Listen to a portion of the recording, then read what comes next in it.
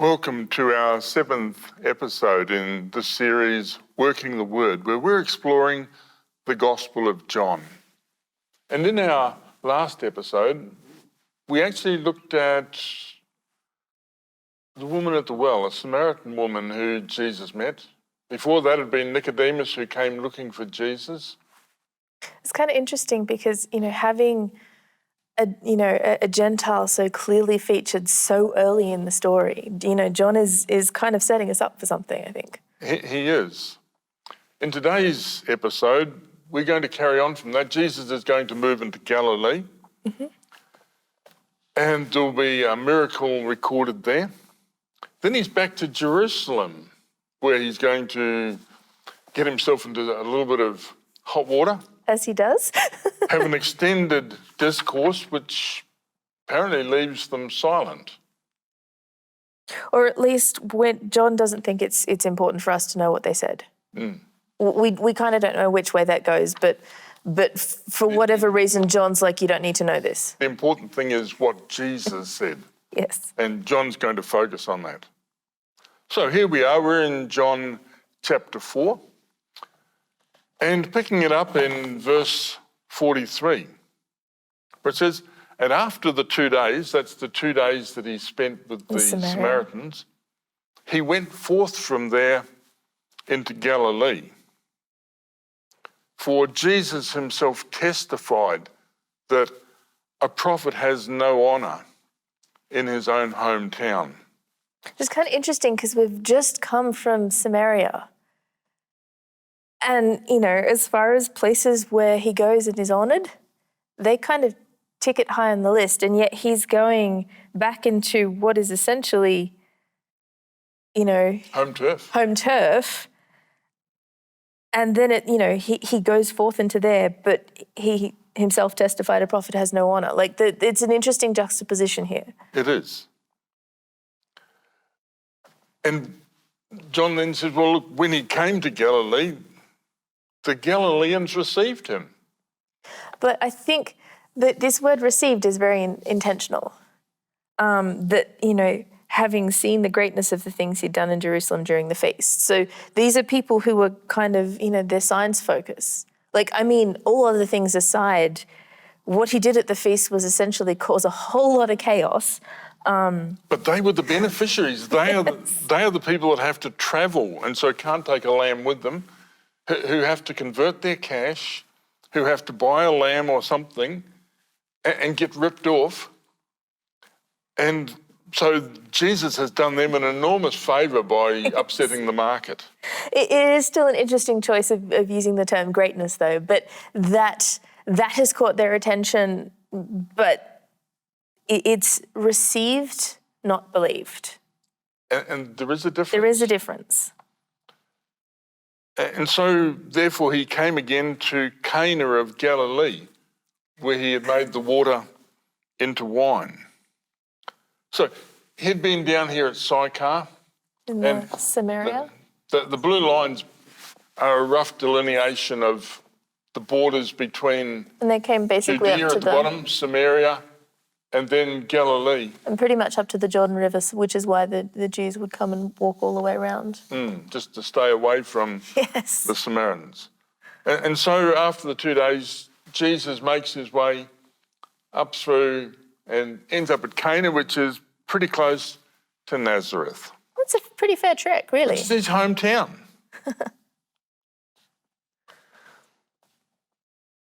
So we take Shifting a breath. Slightly.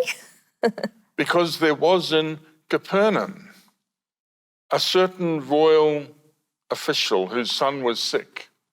Now, if he's a royal official, his ranking is probably relatively significant. And I wonder if there's a reason why he's let be anonymous. So there's no kickbacks. There's also a good chance that this, he may even be something like a Roman. We're not told, but he has heard that Jesus has come out of Judea into Galilee. Kind of makes me curious at this point, what has he heard? If he's an official person and he, anything he hears through the official channels is going to be interesting. But clearly he's heard something that, Jesus is kind of in the suburb, or in the area. And he knows that Jesus has been in Judea. Somebody's keeping tabs on somebody. Yes. But he went to him asking that he would come down and heal his son, for he was about to die. It's kind of a desperate times call for desperate measures kind of thing. Mm-hmm. That it's not necessarily that it wouldn't have been enough if his son wasn't, about to die, but that it suddenly became a very viable option, like, a last-ditch attempt. And Jesus is only 25 kilometres away. That's a short horse ride. Maybe. So here we have Cana, just down here. Capernaum's up on the north end of the Sea of Galilee. So even that's still the terrain is going to be interesting to do it fast. And the 25 kilometres, I said, that's as the crow flies, and horses don't go as the crow flies. So it's going to take him a little while. And there's a degree of faith even in that. He doesn't know if his kids are even going to be alive when he gets to Jesus. And if he gets there, will Jesus even do anything? Because there's also the time that it takes for Jesus to get back. Yeah. There's a comment of Jesus. Jesus said to him, "Unless you people see signs and wonders, you will never believe."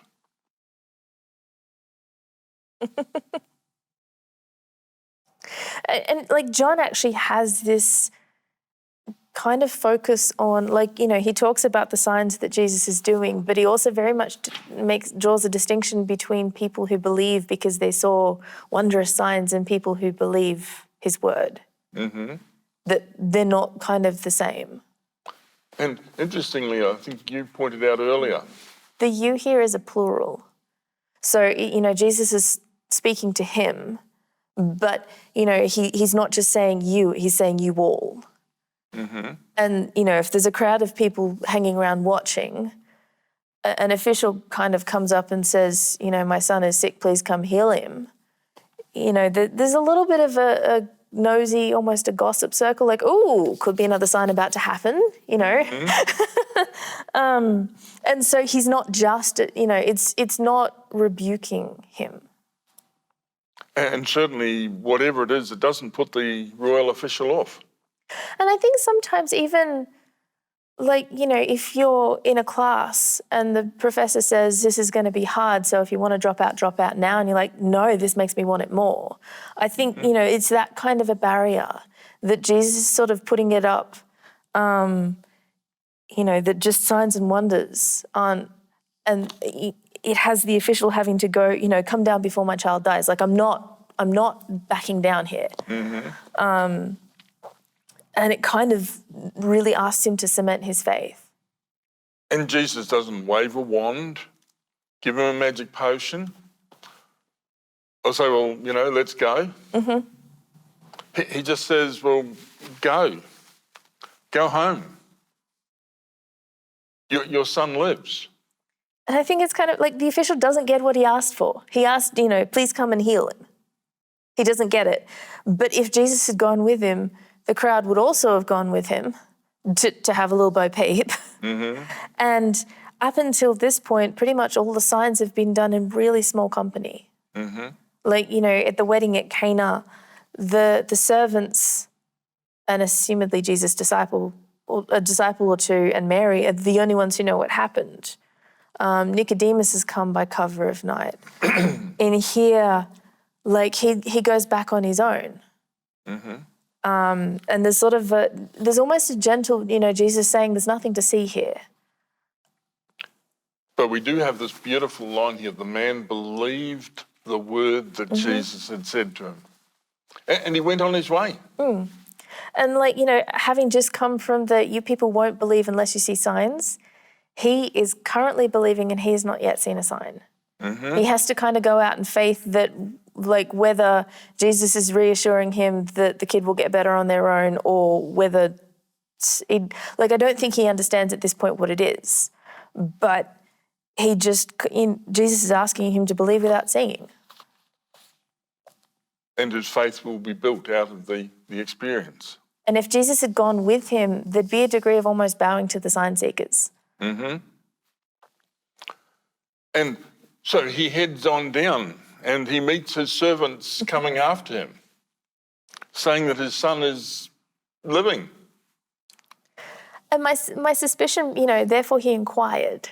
Mm-hmm. My suspicion is like, okay, so there's a couple of things it could be. I need more detail. And was it just a spontaneous, he got yes. better? Or, did he just sort of start feeling better? And, that it was specifically yesterday at the 7th hour the fever left him. And him being able to go, oh, okay, that was the exact time. We then get the Father knew. Mm-hmm. I also find it interesting that we've gone from the way that John describes him. We start out with royal official, the man, and we get to here, therefore the Father. Like his role here is kind of changed a little bit. Interesting. And the outcome, he knew this was the time that Jesus had spoken to him, your son lives. And now he himself believed, and his whole household. And we've sort of got this this pattern that John has that, encounter with Jesus results in believing. Yep. Now, we're about to get to one that doesn't so much. We're sort of rounding out this coming to Jesus trilogy. But it's kind of a point that I think he's really trying to drive home. And I think in all of these, there's almost also an element that, the way God is answering these is not how we're asking him to do it. Like this is what I want and this is how I want you to do it. And, here, the royal official wanted Jesus to come. Yep. Jesus didn't come. Jesus did it his way. Jesus did it his way. And we're going to see that in the next one as well, that, the man of infirmity, we don't really know what, when Jesus talks to him, his expectation is that healing is going to come a completely different way. And Jesus, again, the way he brings answer is in a completely different way to how it's been anticipated. Mm-hmm. So let's move on to this next story in chapter 5. It says, after this, we don't know how long after this, there was a feast of the Jews, and Jesus went up to Jerusalem. It's not so long since he's been there, actually. But John is only picking highlights. And we've discussed this. We don't see eye to eye on this one. My reading is that a feast of the Jews is most likely Passover. And We've just had Passover. So whatever it is, Jesus went up to Jerusalem. And I think part of the other thing is, there's quite a few cases where John is specific, Feast of Dedication, Feast of Booths, whatever. And in this case, he just says Feast of the Jews. So clearly, for whatever reason, John doesn't think it's important that we know that detail. And in the next chapter, he's going to talk about the Passover, the Feast of the Jews. So that's one for you to have a think about and come to your own conclusion.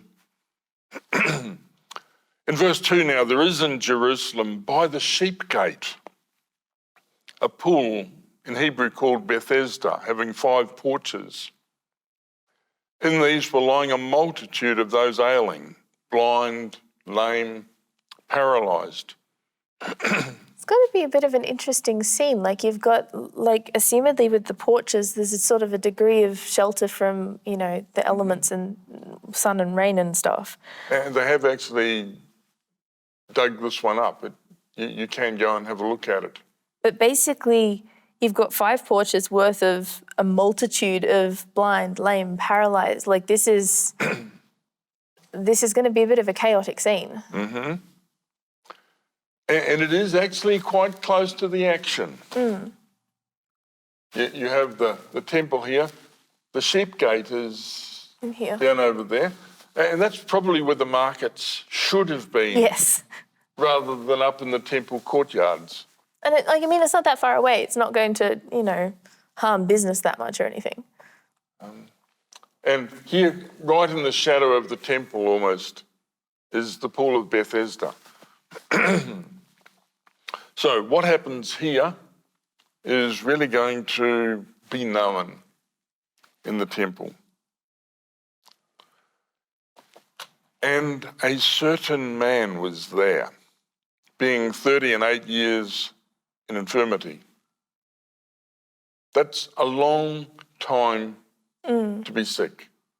And we're not specifically given how old he is, and whether this has been his entire life or whether something happened to cause it. We don't know. There's lots of details that John just doesn't think we need to know.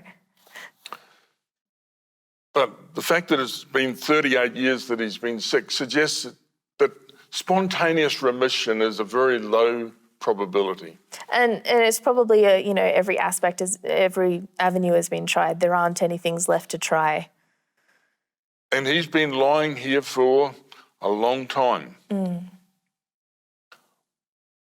And he's got his reason why he thinks it hasn't worked. But Jesus, having seen him lying there, having known, and we don't know whether this is that Jesus knew all men or whether Jesus has been to Jerusalem and he was here last time and the time before. Yes. And you start to sort of pick up some familiar faces every year when you come to the festivals. Yeah. But he says to him, do you desire to become well? Which could seem like a weird question on the outset, but, if he's been ill for 38 years, his entire living at this point might just come from begging and hoping that, generous passers-by will give him enough to be able to eat or whatever it is. So, Jesus is actually giving him some agency here. Certainly giving him permission to say, yes, I do, or no, I don't.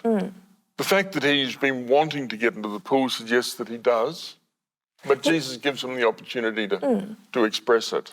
And we've kind of, I don't have a man that when the water has been stirred, there's very much a healing by his own effort.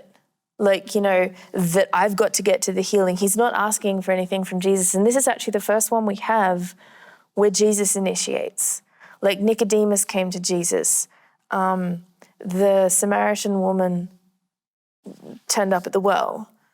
The wedding at Cana, his mother came and said, they have no wine. Even the official son, the official turned up. Here, the man has no faith. It's almost like not he despairs. And there's almost a degree of shifting blame. Like if there was someone here, then I could have done this myself. But But somebody else always gets in while I'm trying to get there. There's nobody to help me. Poor me. Yes. And again, Jesus doesn't do anything magical, doesn't wave a stick, just says, arise, take your mat and walk. And immediately the man became well. And he took his mat and began to walk. And this caused a bit of a commotion. It was the Sabbath. Which I find it really interesting because, Jesus is going to know that the Sabbath rules that, the Pharisees kind of enforce, I guess. And for, Jesus is going to know that it is Sabbath. He's going to know the Sabbath rules. For him to say, arise, take up your mat and walk on Sabbath, he knows that that's going to get the Pharisees' attention. Like he could have just said, you know what, get up, you can pick your mat up after Sabbath, or like, but we also kind of get this kind of contrast here in that you've got this man who has been unable to walk or do very much at all for 38 years. And the Pharisees aren't like, hey, dude, you can walk. They're like, you're carrying your mat. There's no praising God. There's nothing. It's just, they completely see past what has been done and see that. They're the rules police rather than people who rejoice when things are happening wonderfully for people. All they can say is, it's not lawful for you to take up your mat.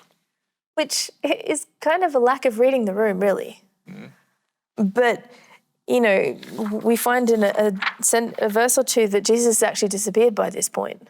But I kind of almost wonder, if Jesus hadn't disappeared, fairly quickly, he's in a crowded room of people who are sick.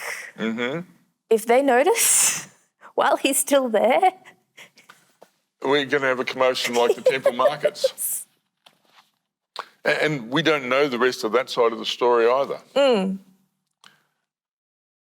But they say to the man, who is the man having said to you, take it up and walk? And he doesn't know. He doesn't know. Jesus had moved away, the place was crowded. And he basically said, I haven't got a clue. And some of it, I think, is it's not just, the unspoken question here is who had who took on the authority to say that you could. There's barbs in this question. And this was a common one that Jesus got. Yeah. Your disciples are doing something on Sabbath they shouldn't. How dare you heal on Sabbath? Why couldn't you come back tomorrow? Because he could have. He could have gone, it's been 38 years, what's one more day? But his answer was always that it's lawful to do good on the Sabbath. And the Son of Man is Lord of the Sabbath. But Jesus does come back to this man. He finds him in the temple, which is not that long a walk for him. Wonder what he did with his mat. Maybe he went home, then went to the temple. But he said to him, behold, you have become well, sin no more, so that something worse should not happen to you. And the man went away and talked to those who had been inquiring of him and said, oh, it was Jesus who made me well. Which kind of presents some interesting complications because it's by this point no secret that the Pharisees aren't pro-Jesus. This could almost be seen as a bit of a Judas moment. Almost. Except I think he doesn't read the situation that they are looking for something. I think there is a degree of some understanding, but there is no faith stake in here. One of the things I find that really interesting after the ones we've had is that, we've had these stories of faith growing and such. And in this case, we have this example of Jesus serving somebody not to save them. That, he's not only here to serve those who will believe. And sometimes that's something I think that we can fall a little bit into in terms of, serving people with an agenda. And here you have Jesus never asks faith of him. He suggests, sin no more, that something worse shouldn't happen to you, but that's it. He leaves it there. But the story doesn't finish there. Well, his story. He fades out of the picture a bit. Because in verse 16, because of this, the Jews were persecuting Jesus because he was doing these things on the Sabbath. Which is about to become the least of their worries. And I find it intriguing, he was doing not this thing, these things. So maybe there were some others that he attended to, but this is the one who got the attention of the authorities. Well, it could also be that they're kind of playing a little bit of catch-up detective work, trying, there's these things happening around and they're trying to figure it out and join the dots. And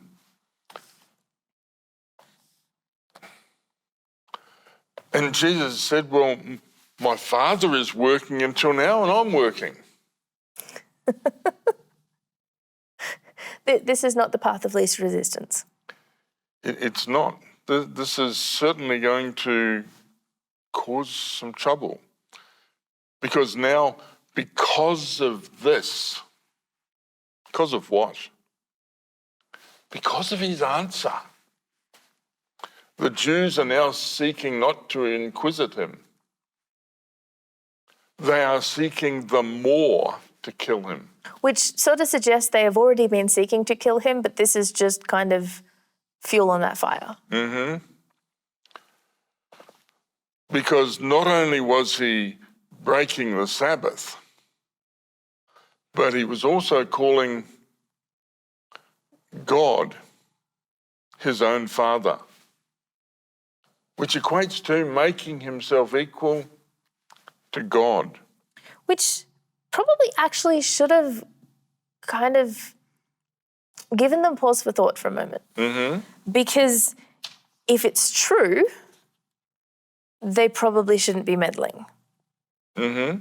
Now, we've just had, a bunch of signs that Jesus has done consistent with the kind of thing, because he's God, he must act like God, not just go off and do whatever he wants. And if he's acting in a way that is consistent with, being God and who he is, then these signs are not going to come as a surprise to anybody because he's going to have this authority.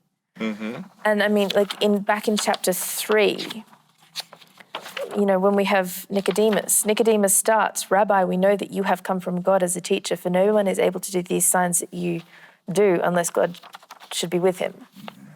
And so here at this point, if there is any chance this is true, there are problems here.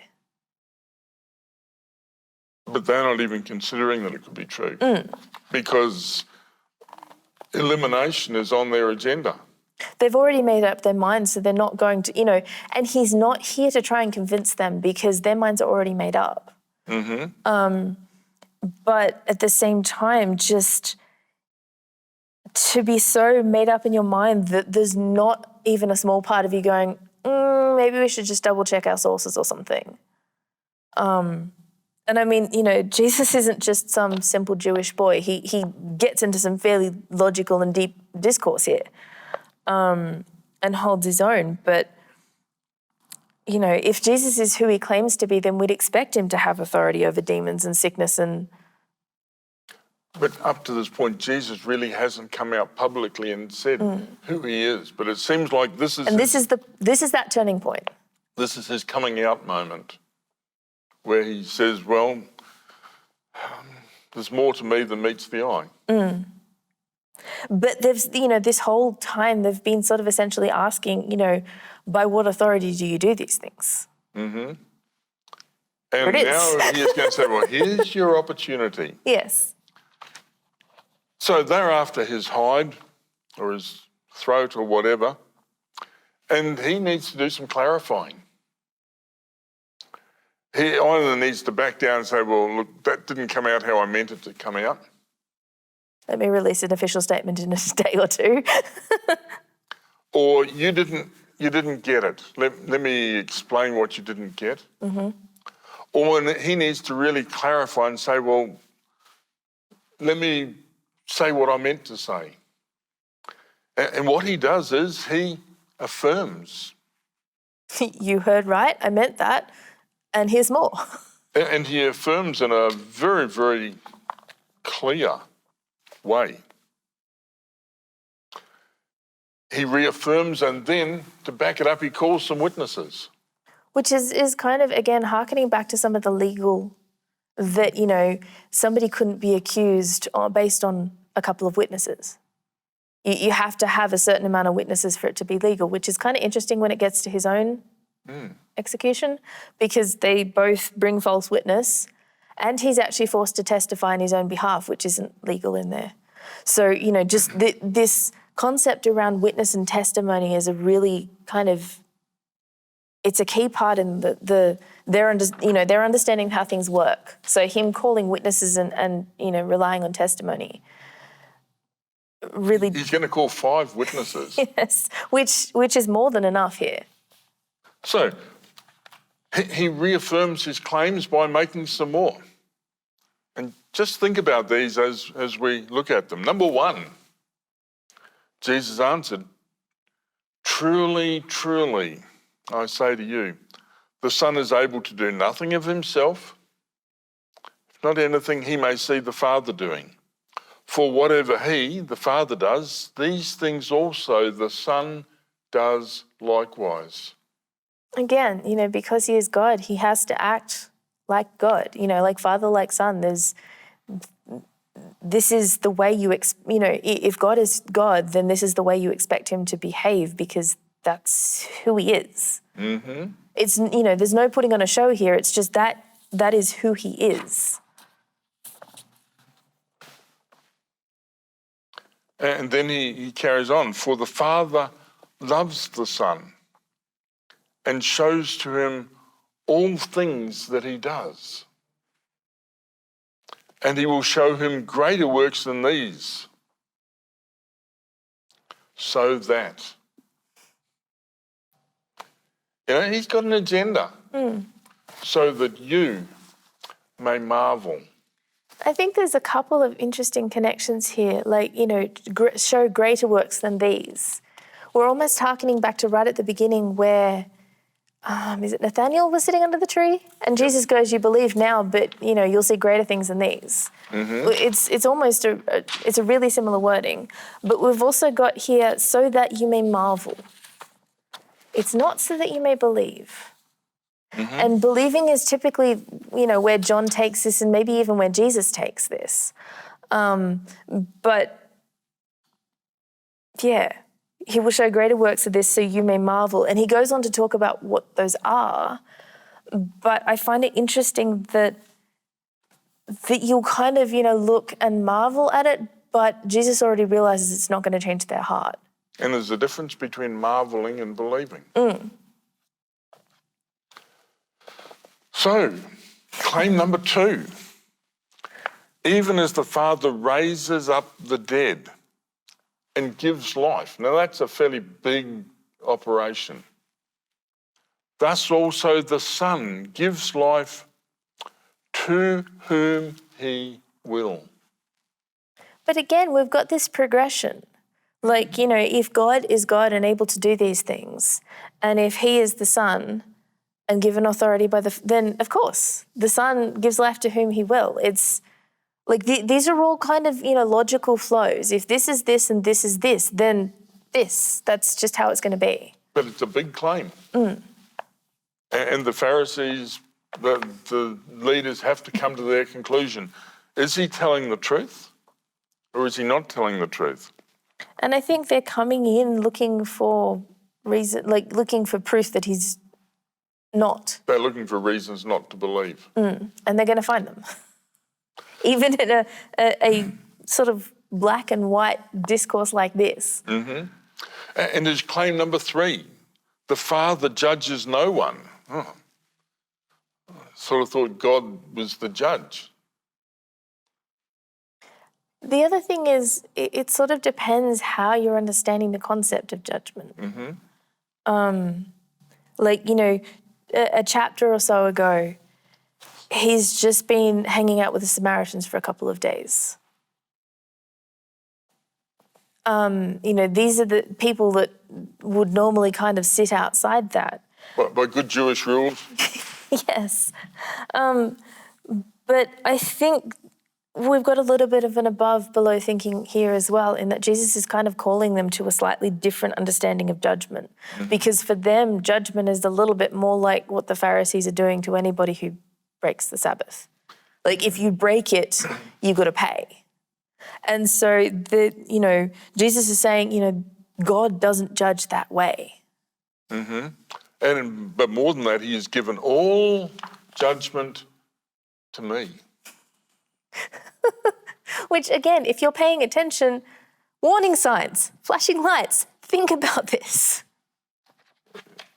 It's a big claim. I am the judge of all the earth. It's either true or it's not true. And we notice with the woman at the well, Jesus didn't condemn her, which is judgment. And again, back in 3:17 or so, for God did not send his Son into the world that he might judge the world, but the world might be saved through him. The one believing in him is not judged. The one not believing is already judged. So we need to explore that concept a little bit more. There's threads flowing through here, and I think it's intentional that John has led us up to this way in the way he has. And he's going to put all these together, surely. Yes. Because in verse 23, so that all may honour the Son, even as they honour the Father. He's not leaving a lot of room for doubt here. That's an enormous claim. You ought to honour me as much as you honour the Father. But at the same time, there's still a contrast here in that, like, you know, despite what he's saying, like, you know, looking at it in a bigger picture, there's no ego. He's not, you know, he's not trying to sort of save himself or defend him. He's not getting really defensive. He's just, these are the facts. Like, it's not I'm amazing and you should be bowing down to me. It's well, you know, here is a logical progression of facts. Follow It's it. telling it like it is. That he who is not honouring the Son is not honouring the Father. And it's something he's going to come back to in a little bit. And he calls the Father the one having sent him. Which is, you know, there's sort of creating these symbiotic relationships. You know, we've already had it talking about, you know, the Father showing the Son everything, the Father loving the Son, the Son responding, you know, that he does this. They both give life. Yeah. That he's really establishing this Father-Son connection in this passage. And so we come to some affirmations. Truly, and they're begun with, truly, truly, I say to you, the one hearing my word and believing the one having sent me. You got two things. There's a hearing and there's a believing. It's interesting, they're both participles. That is not sort of, you know, hearing is not a passive thing. Hearing is like, you know, we would tend to see it as a passive thing. But, you know, in this case, it isn't, it's really active. Like, hearing isn't just kind of passive, you know, it was on the radio on the bus as I was going to work kind of thing. It's a, you know, he who has ears, let him hear kind of moment.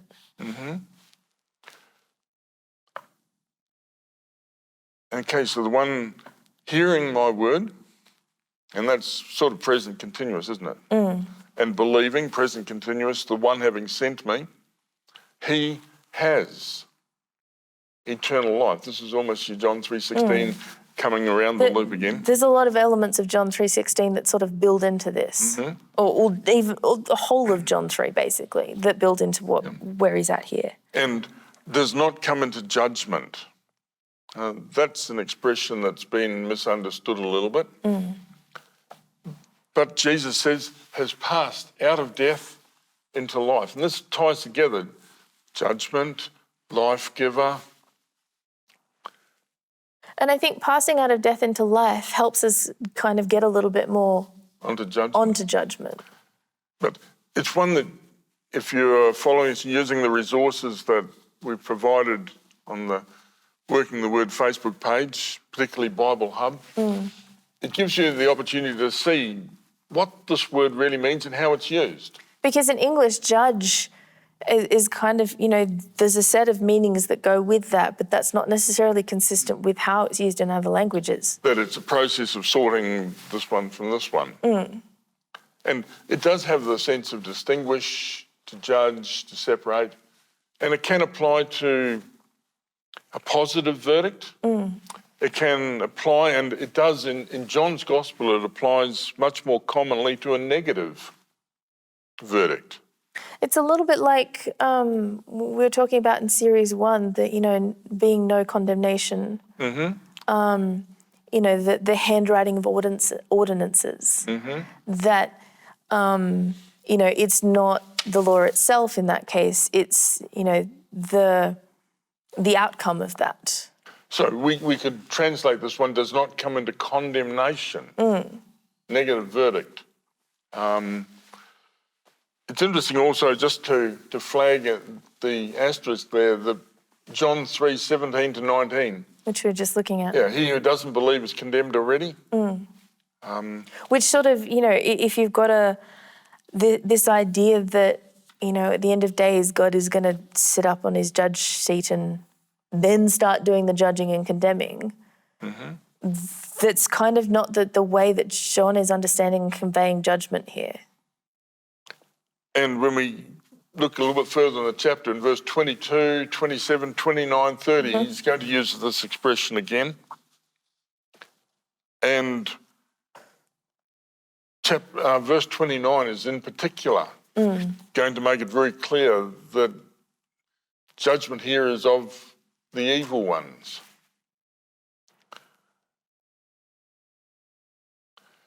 There's another affirmation.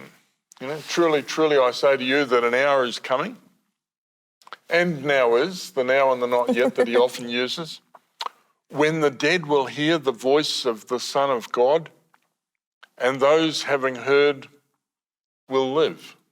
We're kind of not getting a pause for breath here. It just kind of keeps piling up. And it's not just sort of defending this one thing, it's stacking. And digging the hole a little bit deeper if you're looking at it from the Pharisee point of view.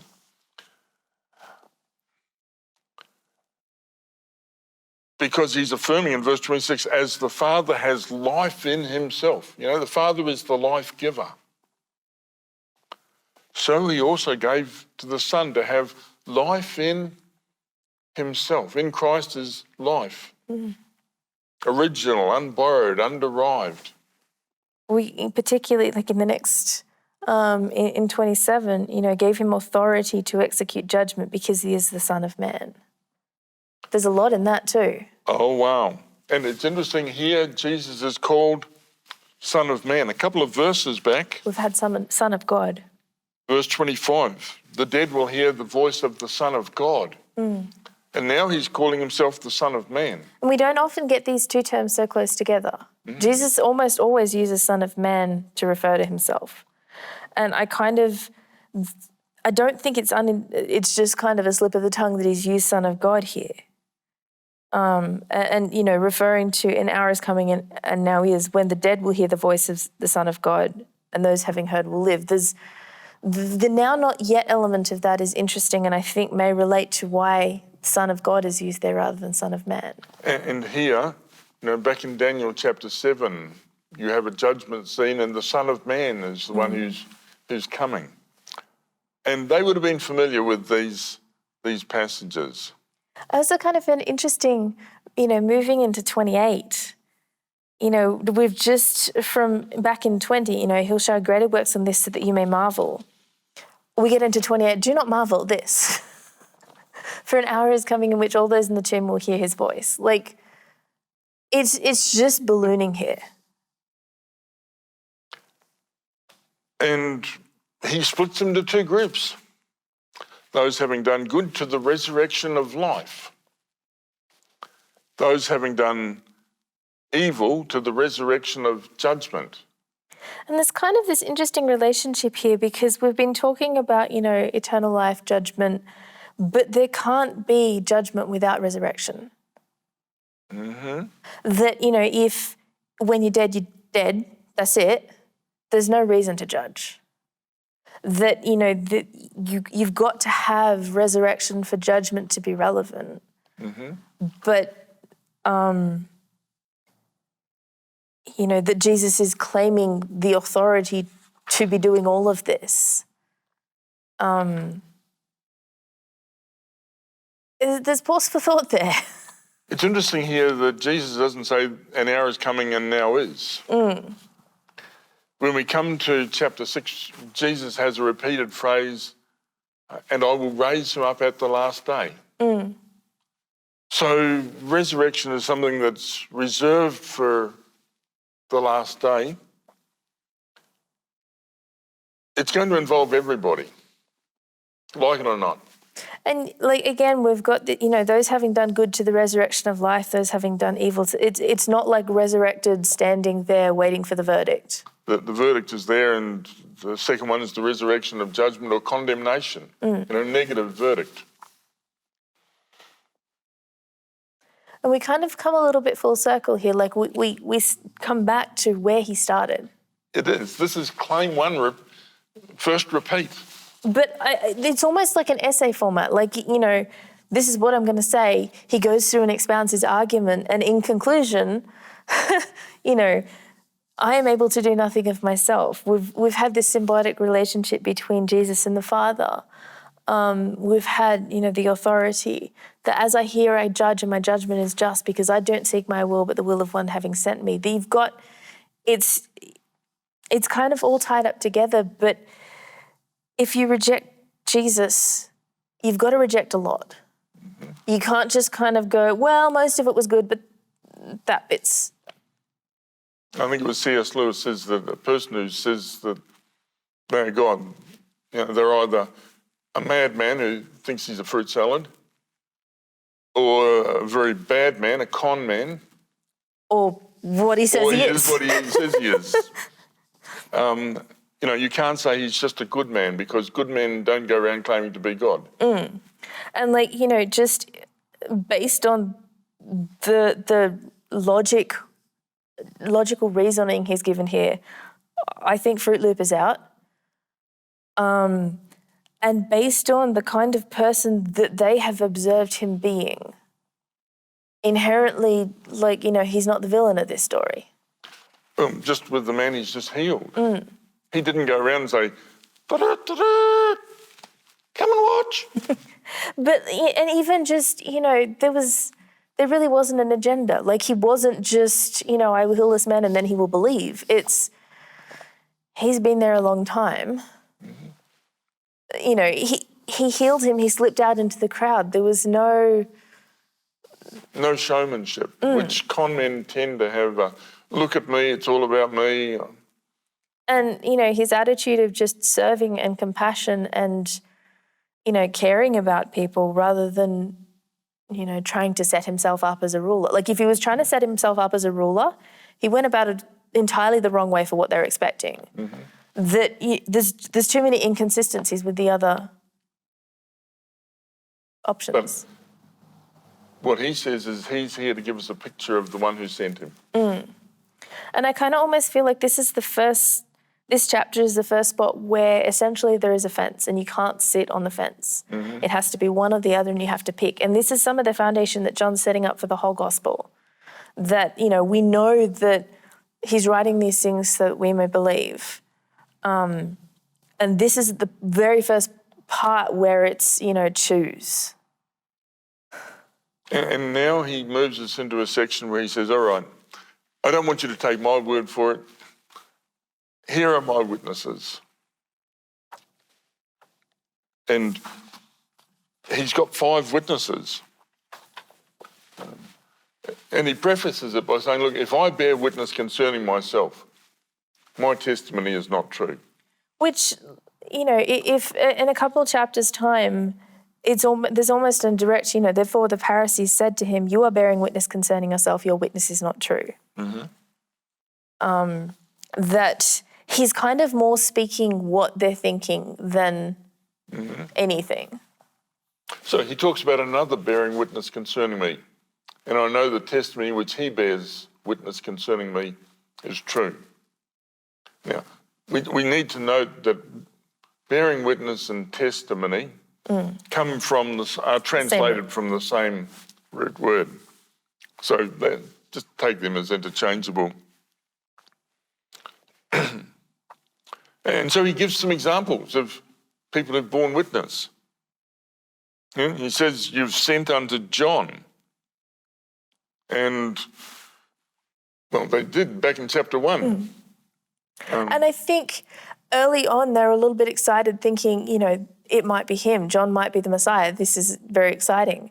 But then John starts saying some strange things, directly saying that he's not, and sort of aligning himself with Jesus, kind of almost like we think John's going to run for president and John goes, no, I'm giving my vote to, and that's by default, John is no longer the favourite in their books, but we're kind of coming with this baggage that they have at one point esteemed his testimony and kind of, this guy's interesting, we want to know more.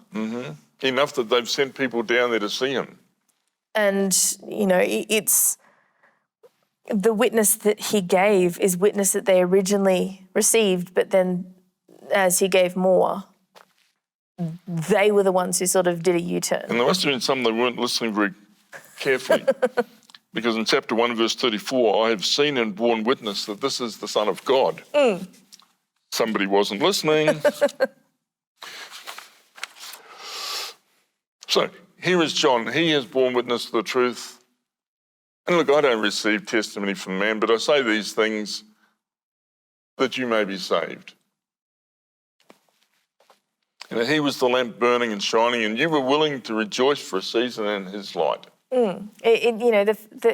For a little while, that, this could be the one. And to be fair, if they're paying as much attention to what he was saying as everything else, then, they're missing some things. But that willing to rejoice in for a season in his light, just kind of, there's a degree of fickleness in there.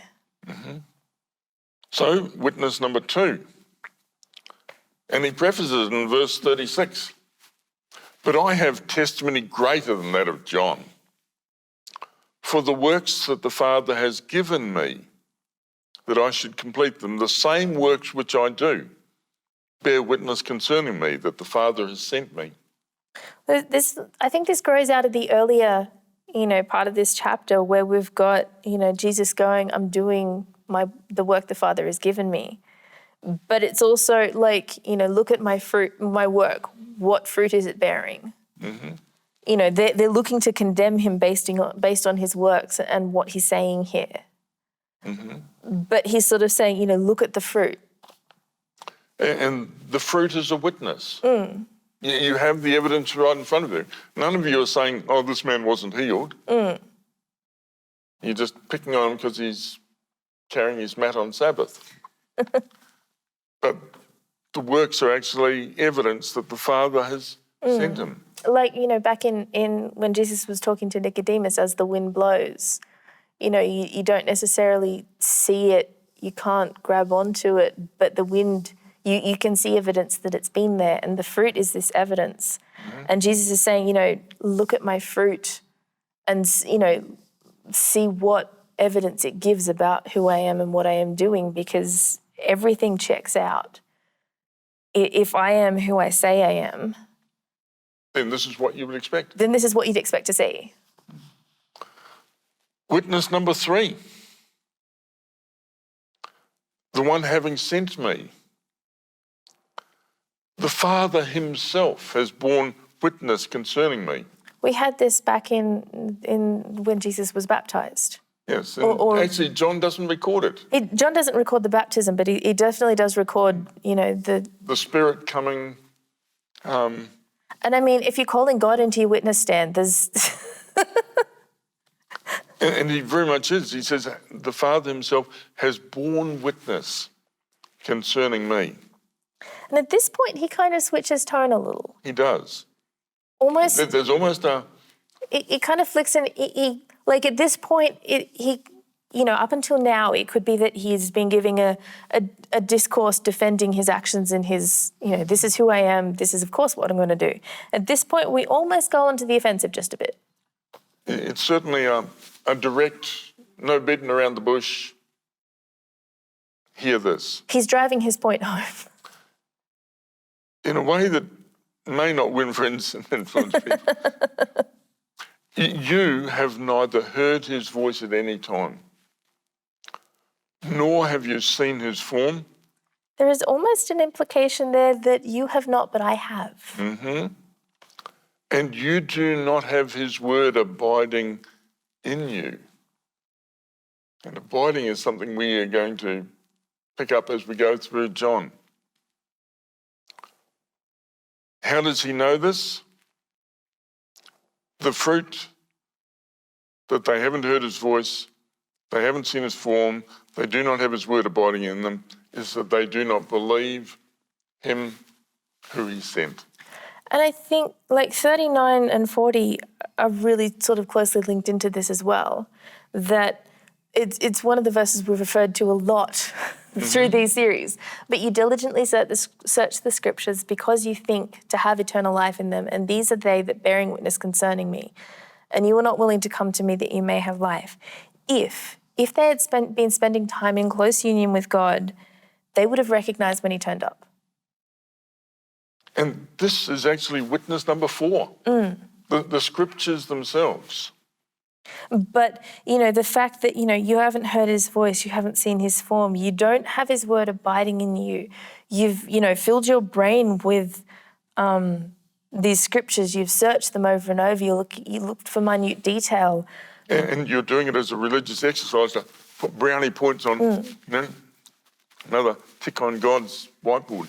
But, if they'd been spending that time in close union with God, when Jesus turns up, it would have been, well, there he is. Mm-hmm. And I think there's maybe almost sort of a moment of cautionary that we not follow in their footsteps, that, you can be filling your head with all of this stuff and have all of the knowledge. And yet it is in having actually that close union with God where you're able to recognise that this is him at work, not, some random crazy guy coming along claiming to be something he's not. And what they are looking for, they think that simply because they're searching the scriptures, that's giving you brownie points in God's book, that will give you eternal life. I followed my daily reading plan, I go to church every week, all of the religious traditions, these guys have nailed. And yet... And look, religious practices are not bad. Well, except when they're a substitute. They diligently search the scriptures, that's not a bad thing. Mm-hmm. But there's more. Except that the scriptures are a witness concerning him. And they've missed that bit. And more than that, in verse 40, and you are not willing to come to me, that you may have life. There's you could almost read a degree of almost sadness in his voice there. Mm-hmm. Like, I think it's Matthew where he's got all the woes. I've longed to gather you as a hen gathers her chicks, but you were not willing. Like, it's almost got that same tone. That he's not giving them just this lecture, you idiots kind of thing. It's, you're not willing to come to me that you may have life. Them coming to him and having life is still what he'd actually like. And he makes it very clear as he carries on, and we wind this passage up. I don't take glory from men. If, you're the Father's son, and, all glory has been given to him then why do you need it? Mm-hmm.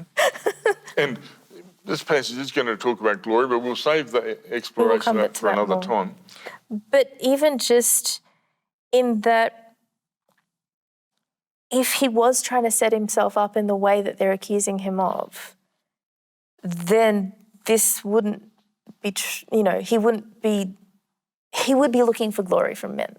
Mm-hmm. Like, recognize me, recognize who I am, give me authority so that I can, whereas Jesus is going, I don't need your authority, I already have his. Mm-hmm. There's a sad bit in verse 42 as well. I have known you, that you do not have the love of God in yourselves. And I think love is one of the key words there. Their judgmental attitude towards the man who's just being given his mobility after 38 years says that they are lacking that ability to rejoice with him. And to be fair, that is probably, half just the way they think, but half also if they've never experienced that. Mm-hmm. They can't. You can't share with somebody something you've never experienced, and the fact that they could spend so much time in Scripture and not have experienced the love of God in any way that was tangible to them is very sad. In verse 43, I have come in my Father's name, and you do not receive me. If another should come in their own name, bragging and all that sort of thing, you'll receive him. How are you able to believe, receiving glory from one another, and you do not seek the glory that is from the only God? There's almost this sense that, we're trying to do the pay tribute to the angry God to keep him a bit satisfied, but we also actually just want things to continue in the status quo until, we overthrow the Romans or whatever it is, that, they're not even seeking the glory from God. And they're not seeking God the glory. And so he comes to his final witness. Verse 45, do not think that I will accuse you to the Father. There is one accusing you, Moses. Which is the last person they wanted to call on. You know, Moses is their patron saint.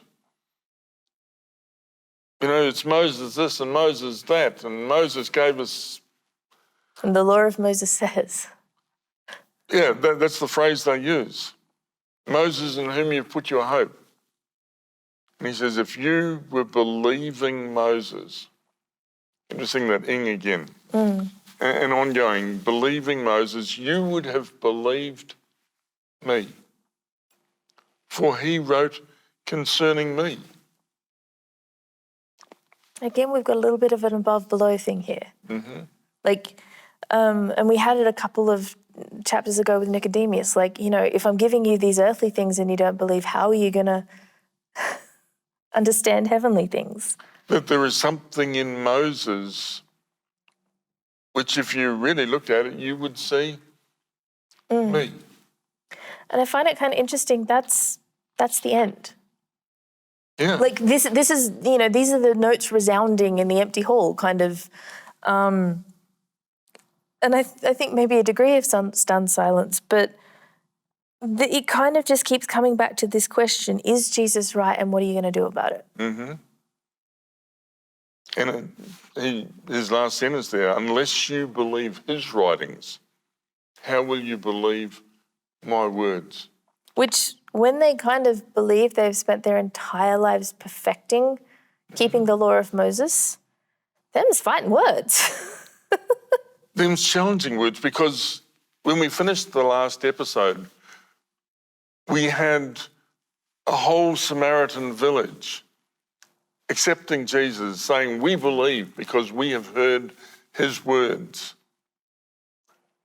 And now we have his own who are not accepting him, are not believing his words. And these are the people that should have had the background and the you know, they were looking for the Messiah. If anybody was going to recognize him, it should have been the people looking for him, you would think. And they missed it. They were into power and politics rather than caring for people.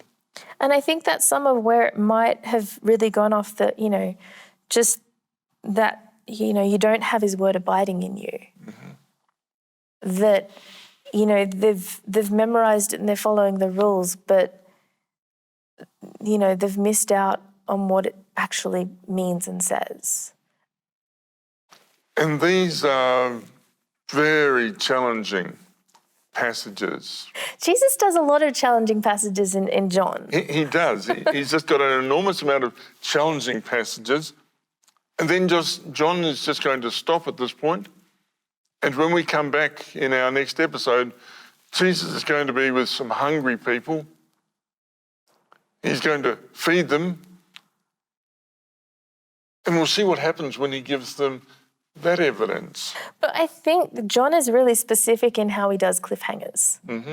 Like, he doesn't give you the resolution, not because, you know, there wasn't a resolution, but because the resolution isn't the point, because he's calling you to think about it yourself. It's not what did they do with Jesus. The question is, which side are you going to take when it comes to Jesus? He's very much setting out, you know, here is the fence. You can't have it both ways. Choose which side of the fence. And I will be patient while you make up your mind. But there's very much it has to be one or the other. And at that cliff-hanging moment, fence not sitting moment, we're going to leave you for this week. We encourage you to keep reading John's Gospel. Read behind us, over top of us, read in front of us. And we look forward to seeing you next week on our next episode in Working the Word.